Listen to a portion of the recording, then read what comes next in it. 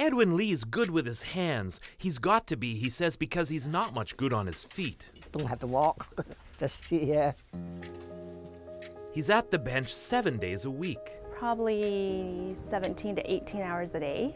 In a disposable world, Edwin makes time to fix the things worth fixing. He might not remember your face, but he remembers your watch.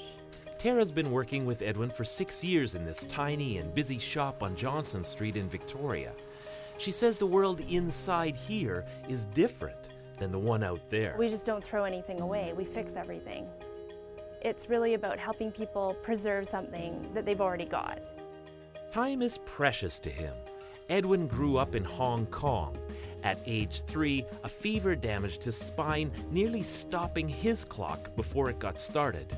In hospital, he was put into a full body cast. I stayed there for 5 years. Edwin would have become a victim of our disposable world himself, if not for the love and dedication of his mother. Yeah, my mom took me to the hospital, but everybody said that I'm going to be die. Even if you keep him alive, he'll die later. And then my mom never give up. His mother was not going to take no for an answer and found him the help, persevered every day, her entire life. Yep, she's really the best mom. Tara says Edwin's mom actually had to bribe his caregivers to keep him alive. She just made sure that they had a vested interest in her son. And he just turned 65.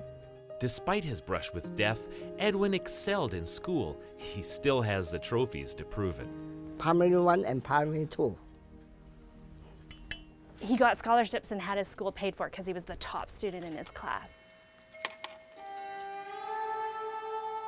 His fascination with watches began at the age of 8, about the time the cast came off. I remember when I was a young boy, my father bought me a very nice watch. And then a few days later, I tore it all apart. And then I cannot put that together.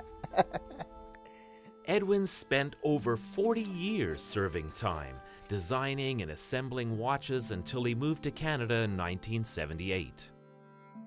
It's actually mesmerizing to watch him work on things. Before they met, Tara worked at a jewelry store. She used to bring Edwin her repairs. It was almost meditative. I would try and make time in my week to come and hang out here. Eventually, Edwin hired her, and they've been friends ever since because he says she loves life and she shares his dedication and pleasure to working, and his motto, never give up. Because it's a challenge. Never give up. You never have you? No, never give up. Just like my mom, never give up. It's one of the most meaningful things in my life, knowing this guy. He's family to me. My children call him Uncle Eddie, and they love it here. Like they share the same sense of awe when they're here that I first had. And so they're growing up with this shop as part of their childhood memories, and I think that's awesome. In Victoria, getting to know my neighbors, I'm Paul Beilstein.